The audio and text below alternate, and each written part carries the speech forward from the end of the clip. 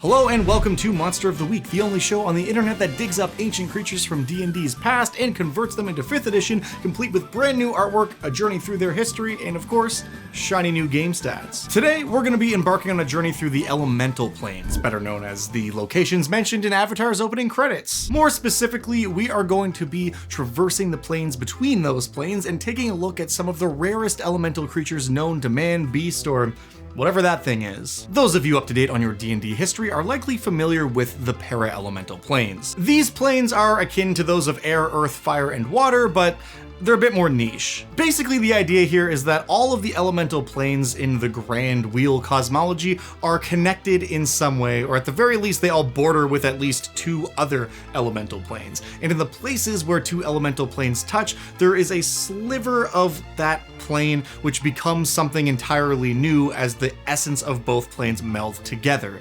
Sort of like Maine and New Brunswick. At the edge of the plane of air, crossing into the plane of water, you've got the plane of ice. And on the other side, between the plane of water and earth, you've got the plane of ooze, which most people refer to as the plane of mud, but don't say that too loud around any ooze elementals. Between the plane of earth and fire, you've got the plane of magma, and between fire and air, you have the plane of smoke and ash. Each one of these places is suffused with energy from their two parent planes, and as you can imagine, the elementals who are born there tend to be pretty unique. The concept of these smaller combined elemental planes has been a part of D&D for a really long time, and much like the primal elements themselves, its history is somewhat tumultuous. The elemental planes have been part of D&D mythology since the early days, but the first time we saw any sort of expansion to the core ideas of the four planes was actually in an issue of Dragon magazine back when it was called The Dragon. Drop the.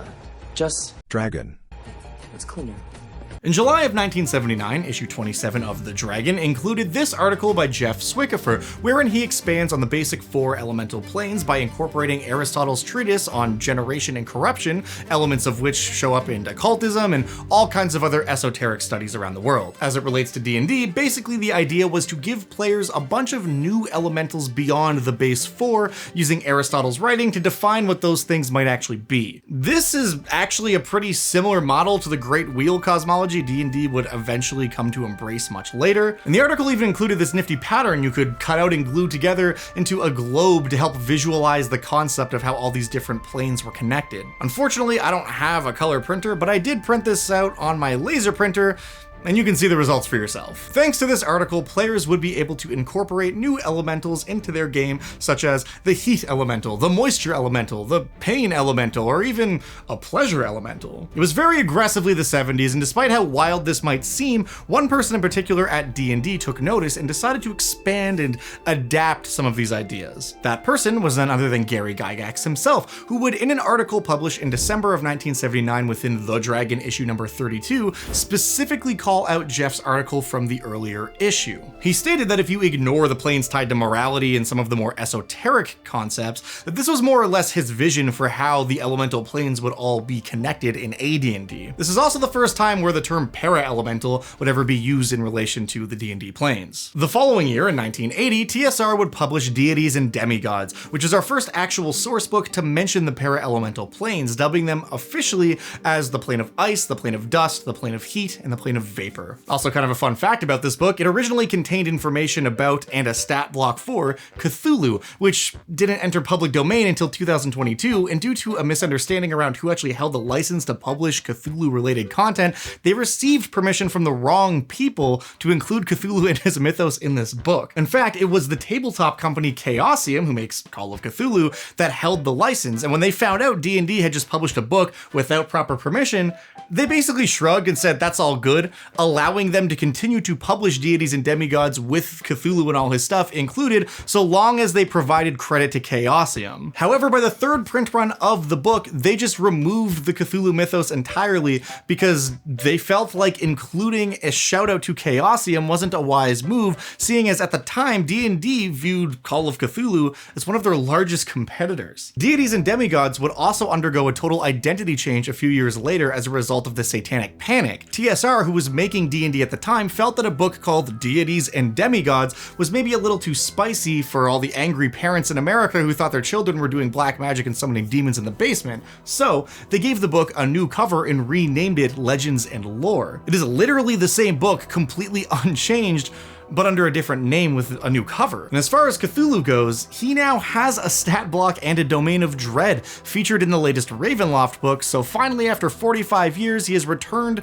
to an official D&D product, and this time it's probably mostly legal. Anyways, jumping ahead to the year 1983, in issue 73 of Dragon magazine, Gary Gygax would write an article called The Inner Planes, a new way to look at the AD&D world. In this article, he basically expands on some of the ideas in deities and demigods, even including the same graphics here as a reference. The plane of ice remained the same, however the plane of dust became the plane of smoke, vapor became ooze, heat became magma, and ice, as I said, remained ice. This is also where the quasi-elemental planes are first posited, which introduced 8 new planes of existence, each one being a border plane between one of the 4 elemental planes and the plane of positive and negative energy respectively. Lightning, steam, radiance, and mineral were all border planes with the positive energy plane. Vacuum, salts, ash, and dust were all border planes with the negative energy plane. If that seems like a lot, don't worry, because that original article from 1979, which was definitely living rent-free in Gary Gygax's head all these years, has inspired him to give us another diagram we can cut out to show you how all of this works with a physical object. They even left the following page blank so that you could safely cut out the model without destroying whatever article happened to be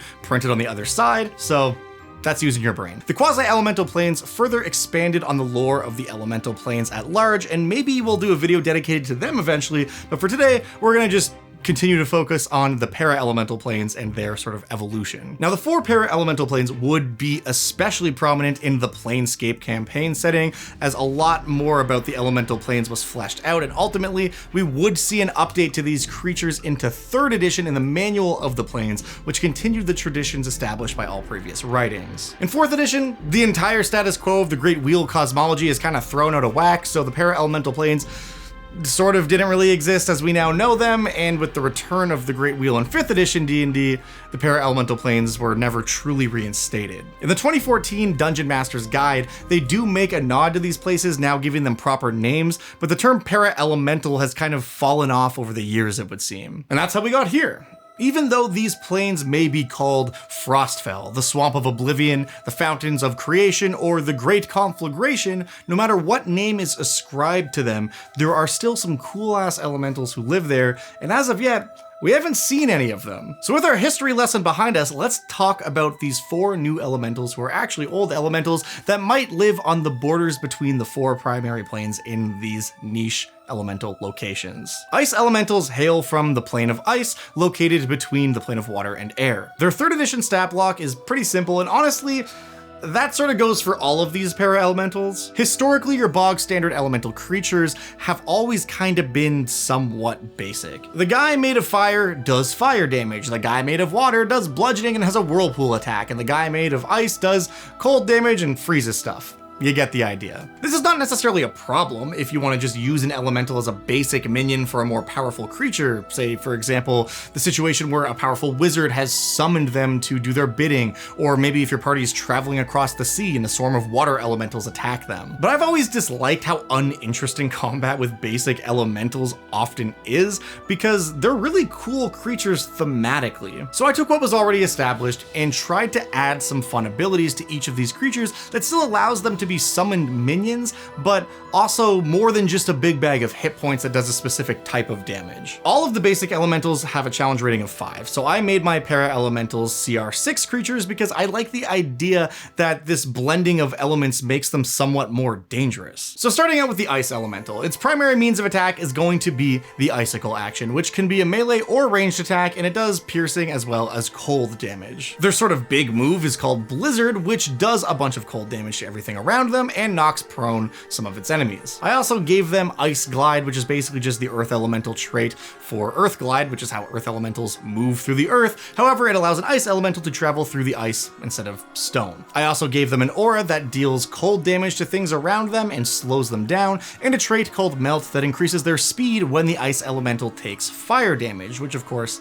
they're vulnerable to. Lastly, I gave them a reaction called Flash Freeze. This reaction works very similarly to how the Violet Fungus Necrohulk's grafting ability works. Basically, if you hit this thing with a melee attack, it can try to freeze over the weapon and the arm or one of the tendrils or whatever of the thing that is attacking it, forcing it to make a saving throw. If you fail that save, you are grappled by the ice elemental and frozen onto its body. You'll then need to break free or have an ally help you out. However, if the ice elemental does take 20 fire damage and triggers its melt trait, that does also force it to drop anyone who is frozen to its body with flash freeze. So overall, still a fairly simple creature, but hopefully one that provides an opportunity for lots of dynamic little moments at the table and still allows this creature to serve its role as a minion for a higher level game or as a singular boss encounter for new adventurers. The Magma elemental is probably the most straightforward of the 4 new creatures on display today. Born in the heart of a volcano, these creatures possess all the strength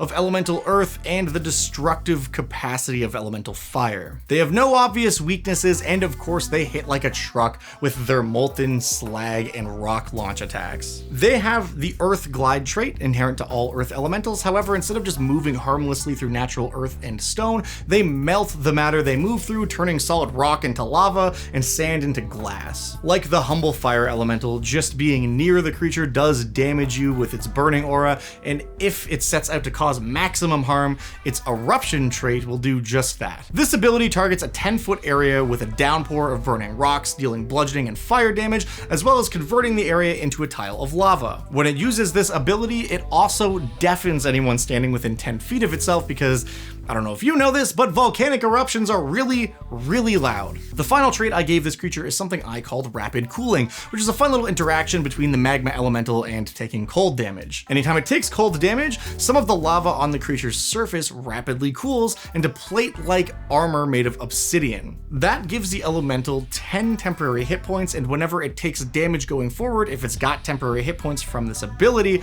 the obsidian on its body shatters into a million shrapnel-like pieces, damaging everyone around it. This might be a fun oh shit moment in combat if a player hits the elemental with Cone of Cold or something. However, I mostly see this being taken advantage of by elemental cultists or spellcasters who summon magma elementals to do their bidding. Knowing how this works, they might just decide to target the elemental with a Ray of Frost to net a few hit points and give the creature some explosive armor. Moving on to the Swamp of Oblivion, the Ooze elementals are probably our most deadly of the 4, or at least the most debilitating. Appearing as more or less a giant mound of sentient muddy slime, Ooze elementals are highly acidic, so as you can imagine, their attacks cause a ton of acid damage, and they also deteriorate equipment. Not only does their acidic slam deteriorate armor, but their corrosive body trait causes weapons that hit them to potentially corrode away too. They also have an engulf ability similar to the gelatinous cube, allowing them to restrain and melt their enemies with ease. Traditionally, the one saving grace an adventuring party has when dealing with oozes and slimes is that oozes and slimes are usually quite slow, so as long as you can avoid them, they won't be able to catch you. And while ooze elementals aren't particularly fast, they have a move speed of 30 feet, which is at the very least equal to most other creatures. And if they happen to be in liquid, they can take full advantage of their 60-foot swim speed to rapidly overtake their enemies. Lastly, we have smoke elementals who hail from the Great Conflagration, otherwise known as the Plane of Ash. These creatures are a living manifestation of burning air, and while not inherently violent, they are extremely effective at killing creatures from the material plane. They've got an 80-foot fly speed, which is just a touch slower than a standard air elemental. However, everywhere they go, they carry an aura of pollution with them that deals poison damage to creatures in their proximity. Just being near a smoke elemental requires that you hold your breath because you certainly won't be able to breathe in their polluted aura. Their claw attacks are no joke either, hitting for slashing and fire damage, though their most deadly move is very likely their recharge ability, which I called Violent Gasp. This works sort of the same way as the air elemental's whirlwind ability, but instead of thunder damage, it causes a ton of poison damage and it poisons anyone who fails their constitution save. Those who find themselves poisoned will be disturbed to know that they have now indeed inhaled part of the elemental, and from here, two things happen. First, the elemental will start to tear them up from the inside, dealing fire damage every round until they've coughed it up. Secondly, they will start suffocating because their lungs are filled with a guy made of smoke.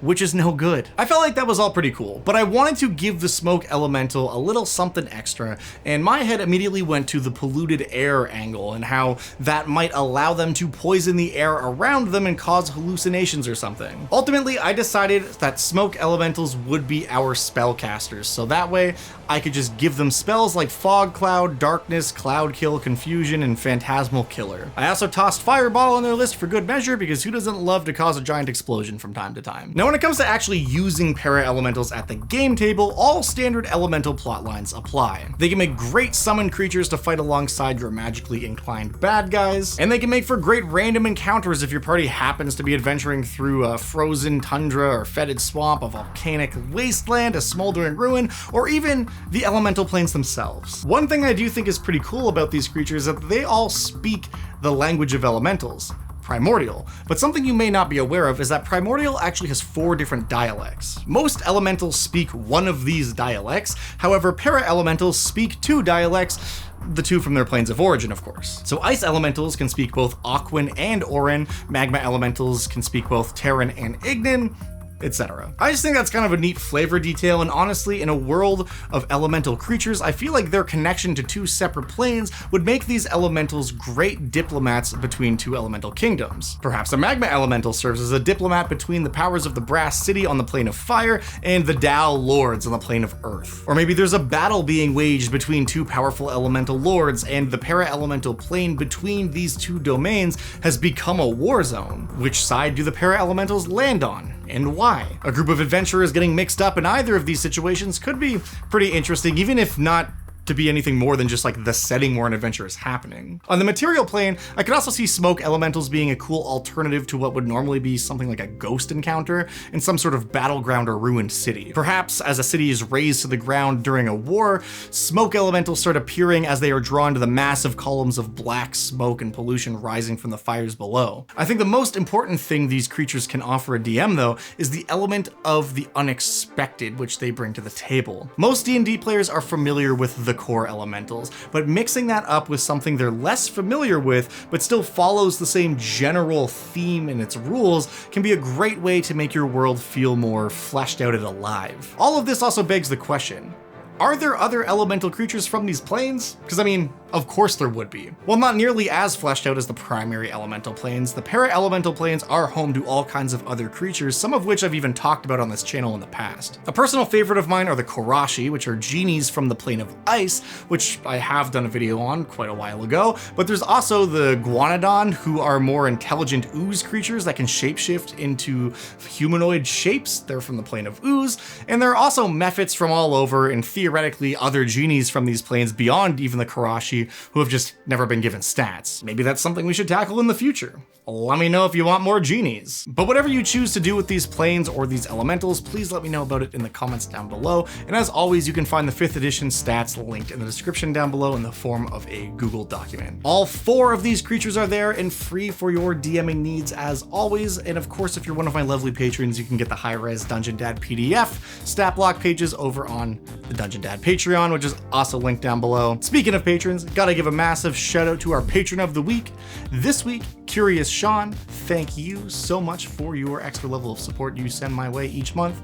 Literally couldn't do this without you. Much obliged. And thank you for watching. That's all I got for you this week. I hope you enjoy these 4 new elemental stat blocks. I'm curious to know what kind of plot hooks or encounters you will design around them. I had a ton of fun working on these guys, and I am looking forward very much to what we've got coming on in next week. So I'll see you in the next one. Thanks for watching. Till then.